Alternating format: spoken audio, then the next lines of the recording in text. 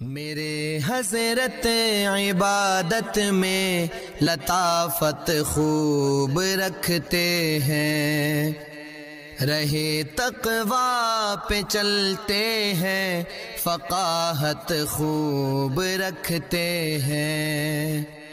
وہ بحر معرفت کے بحر الفت کے شناور ہیں۔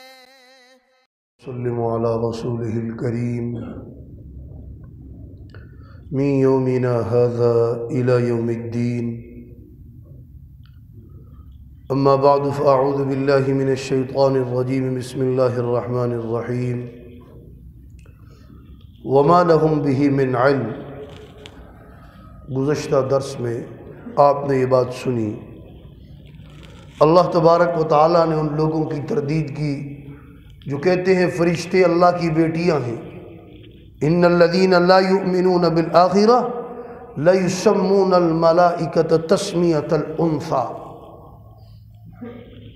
فرشتوں کے ان نے نام رکھے ہیں عورتوں والے، لڑکیوں والے۔ تو فرمایا وہ اللہ کی مخلوق ہے، اللہ تبارک و تعالیٰ نے نور سے پیدا کیا ان کو۔ نور بھی اللہ کی مخلوق ہے، مٹی بھی اللہ کی مخلوق ہے، آگ بھی اللہ کی مخلوق ہے، پانی بھی اللہ کی مخلوق ہے۔ اللہ نے فرشتوں کو اپنی مخلوق نور سے پیدا کیا ہے، اور حدیث پاک میں آتا ہے خلقت الملائکۃ من نور، سرکار نے فرمایا کہ فرشتوں کو اللہ نے نور سے پیدا فرمایا، نورانی مخلوق ہے، نہ ان میں مذکر نہ مؤنث، نہ کھاتے ہیں نہ پیتے ہیں، نہ جنسی خواہشات ہیں، اور نیک ہیں، لا یعصون اللہ ما امرہم۔ فرمایا وما لہم بہ من علم، یہ جو کہتے ہیں فرشتے اللہ کی بیٹیاں، نہیں ہے ان کے پاس کوئی علم، بلکہ ان یتبعون الا الظن، یہ اتباع کرتے ہیں، پیروی کرتے ہیں گمان کی، اور وَإِنَّ الظَّنَّ لَا يُغْنِي مِنَ الْحَقِّ شَيْئًا، گمان حق کے مقابلے میں، حق کے سامنے کچھ بھی فائدہ نہیں دیتا۔ حق کے مقابلے میں گمان۔ بعض لوگ یہاں سے اس آیت کریمہ سے یہاں سے احادیث کا رد کرتے ہیں، منکرین احادیث کہتے ہیں احادیث ظنی ہیں۔ پہلی بات تو یہ کہ ساری احادیث ظنی نہیں ہے، احادیث متواترہ ہیں، اور آسان تشریح متواتر کی ہے جو کثرت کے ساتھ صحابہ سے جو حدیث آئی ہے، کثرت کے ساتھ۔ دیکھو قرآن کریم ہے، کثرت کے ساتھ صحابہ نے بیان کیا، تابعین، تبع تابعین، نماز ہے، کلمہ ہے، ان کا یہ جو کثرت کے ساتھ ہو رہا ہے، ایسے ہی جیسے قرآن ہے، جیسے قرآن کا منکر کافر ہے، احادیث کا منکر بھی کافر ہے۔ یہ قرآن ہم تک پہنچا ہے حدیث سے، سرکار کی زبان سے۔ حدیث پر ایمان پہلے، قرآن پر بعد میں۔ حدیث گئی تو قرآن تو پہلے گیا۔ کس نے کہا یہ قرآن ہے؟ سرکار نے کہا نا۔ سرکار کی زبان پر یقین نہیں ہے تو حدیث تو پہلے گئی، قرآن بعد میں گیا۔ سرکار کی زبان پر یقین پہلے ہے جب قرآن کو قرآن تسلیم کیا ہم نے۔ تو فرمایا فَأَعْرِضْ عَمَّنْ تَوَلَّى، اعراض کیجیے آپ، عَمَّنْ تَوَلَّى،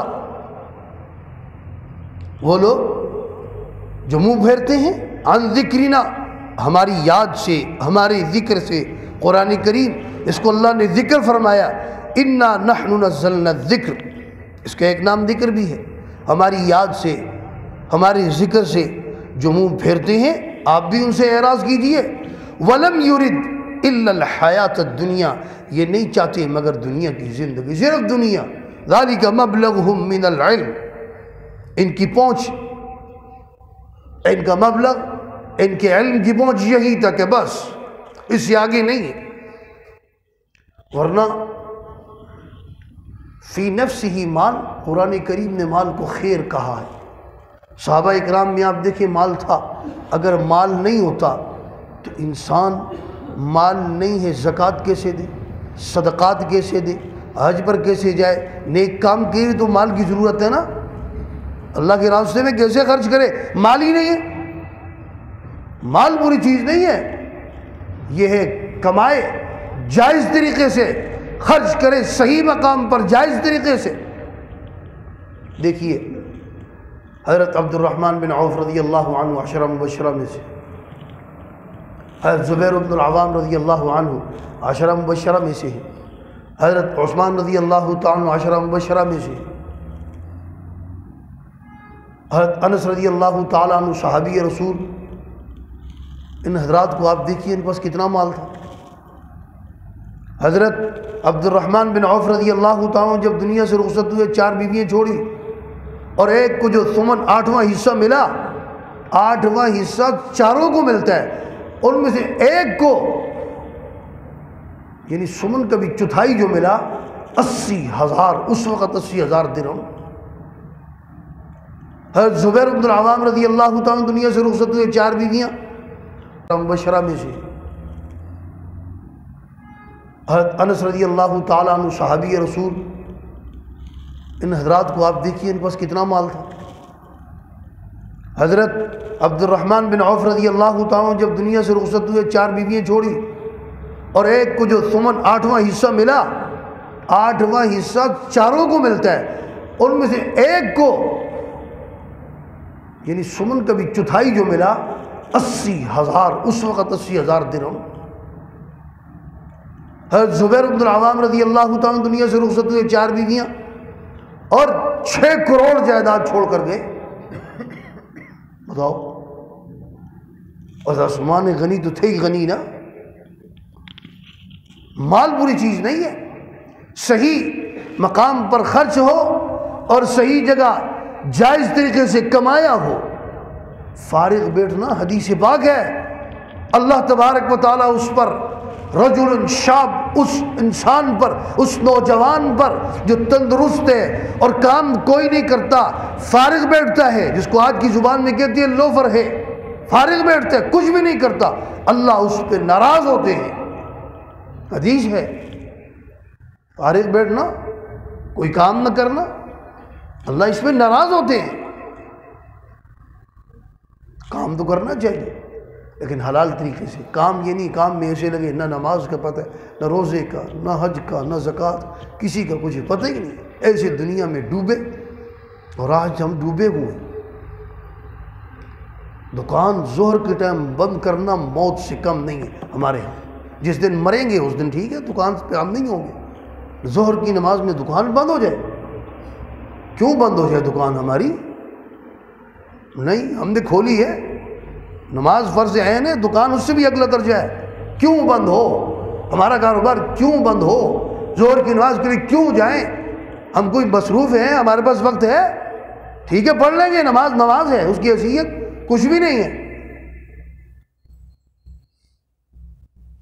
چیخ چیخ کے تھک گئے۔ کتنے لوگ یہاں کا سمجھاتے ہیں نماز قرآن کہتے ہیں نماز، سزائیں ہیں نماز نہ پڑھنے پر، کتنی سزائیں، چاروں ائمہ کی سزائیں ذکر کر چکا ہوں۔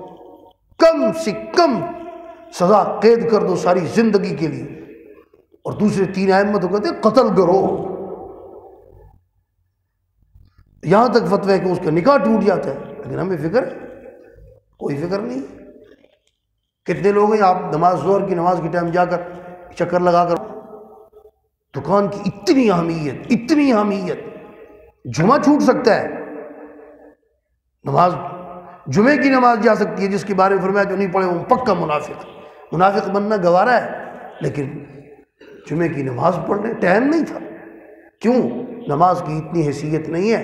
حضرت تھانوی رحمہ اللہ کا ایک مقولہ ہے، بڑا حکیمانہ جملہ فرمایا کہ اگر اس آدمی کے پاس نماز کی اہمیت اتنی بھی ہوتی جتنی قضاء حاجت باتھ روم کی ہے، اہم ترین میٹنگ میں بیٹھا ہو، باتھ روم کے لیے اس کو ٹائم نکل جائے، بڑے سے بڑے شاپنگ سینٹر میں بیٹھا ہو، بڑے سے بڑے جنرل اسٹور پر بیٹھا ہو، باتھ روم فوراً اس کو 10 منٹ نکال لے گا، لیکن نماز کے لیے نہیں نکال سکتا۔ اہمیت کی بات ہے۔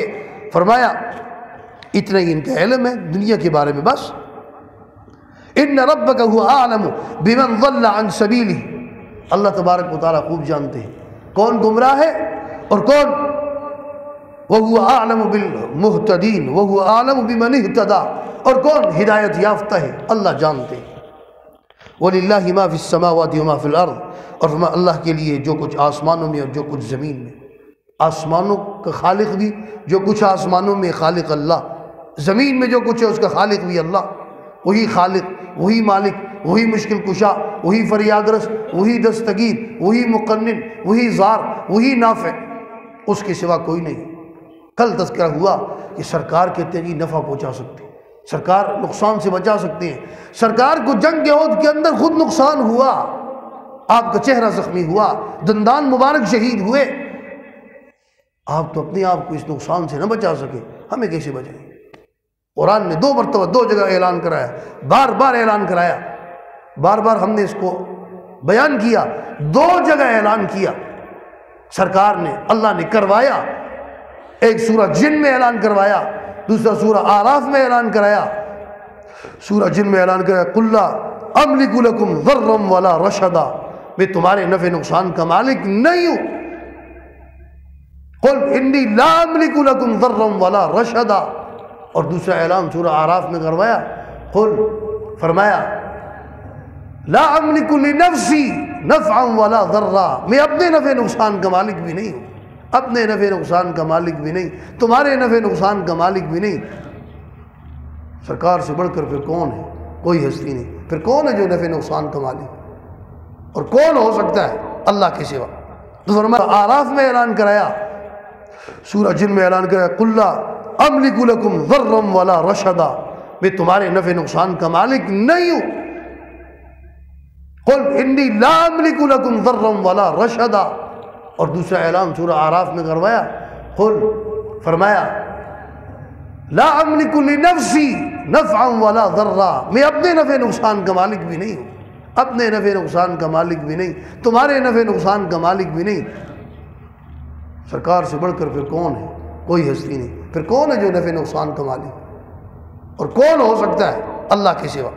تو فرمایا لِيَجْزِيَ الَّذِينَ أَسَاءُوا بِمَا عَمِلُوا، اللہ ہی مالک ہے تاکہ اللہ بدلہ دے اس برائی کا، بِمَا عَمِلُوا جو انہوں نے کی، جو عمل کیے، وَيَجْزِيَ الَّذِينَ أَحْسَنُوا بِالْحُسْنَى، اور بدلہ دے ان لوگوں کا جنہوں نے اچھائی کی۔ اچھا کرنا سب سے اچھا بدلہ جنت ہے، جنہوں نے نیکیاں کی اللہ جنت دیں گے۔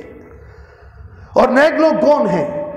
آگے فرمایا نیک وہ ہیں الذین یجتنبون کبائر الاثم، جو پرہیز کرتے ہیں، بچتے ہیں بڑے گناہوں سے۔ بڑے بڑے گناہ آپ کو پتہ ہے، بڑے بڑے گناہ حدیث پاک میں آئی، الاشراک باللہ، اللہ کے ساتھ شریک ٹھہرانا سب سے بڑا، اللہ کے قانون میں سب سے بڑا گناہ ہے۔ حقوق الوالدین، والدین کی نافرمانی کرنا بہت بڑا گناہ ہے، قولاً ہو یا فعلاً ہو۔ محصنات وہ عورتیں جو، عورتیں مرد دونوں ہیں، پاک دامن جو مرد عورت ہیں ان پر الزام لگانا، تہمت لگانا بڑے گناہوں میں سے ہے۔ میدان جہاد میں پیٹ پھیرنا کبیرہ گناہوں میں سے ہے۔ شراب پینا، بدکاری کرنا وہ جرائم جن پر کوڑوں کی سزا ہے۔ کبائر سے بچنا، نیک لوگ کون ہیں؟ کبائر سے بچتے ہیں اور بے-حیائی سے، الا اللمم، مگر ہاں صغیرہ گناہ، یہ جو صغیرہ گناہ ہیں اللہ تبارک و تعالیٰ نے ان کو مٹانے کا انتظام کیا۔ کتنے مبارک ہیں وہ لوگ کہ جن کو اللہ نے توفیق دی، صبح کے وقت اٹھے، مسجد کی طرف آئے، یہ جو آئے ایک ایک قدم پر صغیرہ گناہ معاف ہو رہا ہے، وضو کیا صغیرہ گناہ معاف ہو رہا ہے، اپنی طرف سے نہیں کر رہا۔ قرآن کہتا ہے ان الحسنات یذہبن السیئات، نیکیاں گناہوں کو مٹاتی ہیں، تو نیکیاں کرتے ہیں گناہ مٹ رہے ہیں۔ اور پھر جو اس نیت سے آتا ہے کہ میں نے درس قرآن سننا ہے، یہ فی سبیل اللہ کی مد ہے، علم سیکھنے کے لیے آ رہا ہے، درس قرآن سیکھنے کے لیے آ رہا ہے، اس نیت سے آ رہا ہے، ایک ایک قدم پر 700 نیکیاں مل رہی ہیں۔ پیٹرول خرچ کر کے موٹر سائیکل پر آ رہا ہے، ایک ایک روپے پر 700 نیکیاں مل رہی ہیں۔ درس قرآن فی سبیل اللہ کی مد میں، اللہ کے راستے میں سیکھنے کے لیے جا رہا ہے۔ اور قرآن کریم کے متعلق کئی مرتبہ ذکر کر چکا ہوں، وَجَاهِدْهُمْ بِهِ جِهَادًا كَبِيرًا، مکی آیت ہے، اس کا سیکھنا یہ جہاد کبیر ہے۔ فرمایا یہ بہت بڑا جہاد ہے۔ فرمایا ان ربک واسع المغفرہ، آپ کا رب وسیع مغفرت والا ہے، وہ عالم بکم، وہ خوب جانتا ہے تمہیں، اذ انشأکم من الارض، اس نے تمہیں پیدا کیا ہے زمین سے، مٹی سے، وَإِذْ أَنْتُمْ أَجِنَّةٌ فِي بُطُونِ أُمَّهَاتِكُمْ، اور تم جنین بچے ہو، جب تم بچے ہو تھے ماں کے پیٹ میں، وہ تمہیں جانتا ہے، تمہیں اس نے پیدا کیا۔ حضرت مدنی رحمۃ اللہ علیہ کے بارے میں آتے ہیں، وہ فرماتے کہ لوگ لکھتے ہیں نا، کم ترین الخلائق، خلائق خدا میں خدا کی مخلوق کا کم ترین آدمی ہوں، لا شیء احقر الناس، ایسے جملے لکھتے ہیں نا۔ فرمایا ان کو تم کہہ دو چڑیل، چوڑے، گدھے، وہ لڑنے پڑتے ہیں، لڑنے مرنے پر آ جاتے ہیں۔ یہ صرف کی مخلوق کا کم ترین آدمی ہوں، لا شیء احقر الناس، ایسے جملے لکھتے ہیں نا۔ فرمایا ان کو تم کہہ دو چڑیل، چوڑے، گدھے، وہ لڑنے پڑتے ہیں، لڑنے مرنے پر آ جاتے ہیں۔ یہ صرف زبانی کلامی باتیں ہیں، بس لکھتے ہیں، لیکن کوئی ان کو کہہ دے تم چوڑے ہو، لڑ پڑیں گے کیوں؟ جب اپنے آپ کو احقر الناس سمجھتے ہو تو لڑتے کیوں؟ تو فرمایا اللہ تبارک و تعالیٰ کہتے ہیں میرے سامنے صفائی پیش نہ کرو، فلا تزکوا انفسکم، اپنی صفائی، اپنی جانوں کی صفائی پیش کرتے ہو، تمہیں میں نے پیدا کیا ہے، میں جانتا ہوں تمہیں، فلا تزکوا انفسکم هو اعلم بمن اتقى، اللہ خوب جانتا ہے کون زیادہ متقی ہے، کون پرہیزگار ہے۔ اللہ کہتے ہیں اپنی صفائیاں پیش نہ کرو، فلا تزکوا انفسکم هو اعلم بمن اتقى، اللہ جانتے ہیں متقی کون ہے۔ اللہ تبارک و تعالی ہم سب کو تقوی کی دولت سے مالا مال فرمائے، قرآن و سنت کی تعلیمات سمجھ کر اس پر ہم سب کو عمل کرنے کی توفیق عطا فرمائے۔